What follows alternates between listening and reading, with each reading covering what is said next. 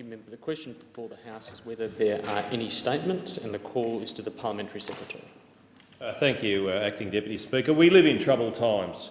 The deeply disturbing images and terrorist taunts coming out of the Middle East are a chilling daily reminder that the price of freedom is eternal vigilance. More than ever before, we need to stay strong, be united in the face of evil that is IS, ISIL or ISIS. These Islamic militants, madmen, want to be called a state. This is not a state. A state protects its people, builds things on behalf of its people. It does not systematically slaughter innocents. It does not engage in ethnic cleansing. It does not commit genocide. ISIS tears down, destroys, murders, practices barbarism and brutality. It hates. When events such as those callously unfolding at present in Iraq and Syria occur, Australia faces tough choices. We can, if we choose, simply sit back and say, that's happening more than 10,000 kilometres from us. It's been going on for centuries and is someone else's problem. In one sense, that is a valid argument. You hear this sentiment expressed often. Why should we worry? Why should we even care? Well, we have an obligation to do something. The commander of the Australian Joint Task Force in the Middle East, Major General Craig Orme AM, CSC, often says about the continuity of our presence in the Middle East to have a friend, be a friend. In other words, we cannot, as the Greens would have us do, pack up and quit, cut and run, especially now. We have to stay the course, as difficult as it might prove, and help put that region and its people back on a peaceful footing. Much of our commerce, energy, trade lines, particularly by sea, and those of our major trading partners emanate from that region, albeit a part of a world in great turmoil. It is a key economic region for so many reasons. Besides, an ongoing base in the Middle East is both principled and warranted. To do nothing is to allow ISIS to grow and its hideous actions to multiply. We must act, must play our part. We need also to honour the sacrifice of those who have fallen in recent times. We have lost 41 of our best and bravest in Afghanistan since October 2007. Sombre, ramp ceremonies with flag-draped coffins are not the way the Australian Defence Force wants its heroes to return. It is certainly not how deceased soldiers' families want their beloved boys to come home. Sadly, sometimes that is the awful cost of war, of defending an ideal, of protecting those who need our military support, of restoring peace, of doing what is just and right. There are those who question our involvement in Afghanistan, but having been there in early August to see the progress made was indeed an eye-opener. More than 100,000 more university students, tens of thousands more children, mostly girls, attending school, higher life expectancy, increased gross domestic product. Afghanistan is improving in all the key areas, things those in Western countries largely take for granted since the war on terror began. This would have not been possible without Western intervention, without the ADF's help. We can stand proud as a nation for what we have achieved on behalf of those Afghans who want what we want: health, wealth and freedom. We can stand proud for what our wonderful men and women who stoically wear the ADF uniform have accomplished in driving the Taliban out of so many areas and into hiding. We can stand proud for having the courage and the decency not to stand back and say, that's happening more than 10,000 kilometres from us, it's been going on for centuries and is someone else's problem. It is easy to be passive, to turn our backs, to pretend as though we don't see the pain and suffering being endured, admittedly half a world away, by others who desperately need our help. Sure, we don't know the names of those who are hurting. We never will. Those trapped on Mount Sinjar and others too. In August 2014, as many as 50,000 Yazidis fled to the mountains following attacks by ISIS forces on the city of Sinjar, which fell on the third day of that month. The Yazidi refugees faced what a relief worker called a genocide. He saw what looked like hundreds of dead bodies from his Iraqi Air Force helicopter evacuating the trapped refugees. You can imagine what it's like when you land amongst 5,000 people and can only take 10 or 20 and everybody tries to get on the helicopter, Mirza Dineh told the British Broadcasting Corporation. Stranded without water, food, shade or medical supplies, the Yazidis had to rely on airdrop supplies of water and food.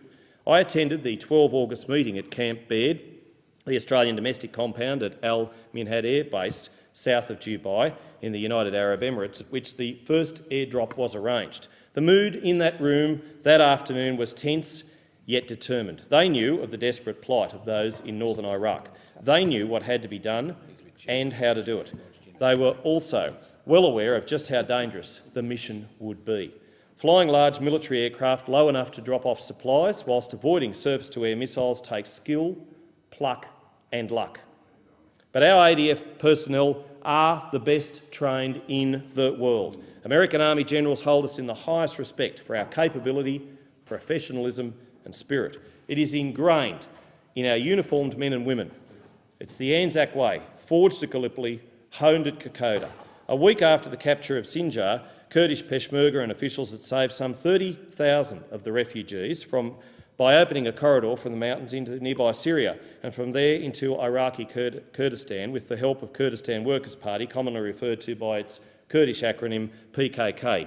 Yet, as Major General Orm, an inspirational leader, was chairing the meeting to organise the food and supplies airlift, thousands of helpless and hungry men, women and children remained stranded on the Sinjar mountain.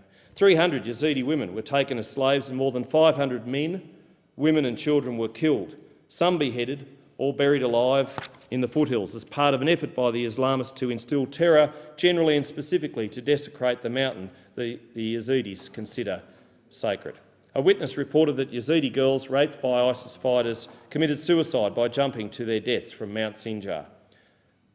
Missions to airdrop food and supplies, including medicine, were successful. Thank God for that. Our planes returned to base safely. Thank God for that. How good are our people doing these mercy runs? How good are they? Recent videos showing the executions of United States journalists James Foley and Stephen Sotloff and British aid worker David Haines wearing orange garb, kneeling beside their black-masked ISIS killer are simply outrageous, atrocious. Australian Attorney-General Senator George Brandis said the latest killing shows why Australia is engaged in the international fight against ISIL. It just serves to demonstrate, not that it's really necessary for there to be more evidence, how barbaric and evil these people are, Senator Brandis told ABC television. There is a problem for the world, and that is why we in Australia are engaged. We need to be engaged. This terrorist entity, ISIL, is a fundamental threat to the Western world in particular. The Immigration Minister, Scott Morrison, said Australia would not be intimidated by the killing, and we won't. We need to be alert, but not fearful, such that we change the way we go about living our daily lives. I must say I despair when I hear the Greens, locally in my electorate of the Riverina and here in Canberra, questioning the position our nation is taking in response to the escalating Middle East crisis. To the Greens I say this: start putting Australia first instead of knocking and mocking all the time.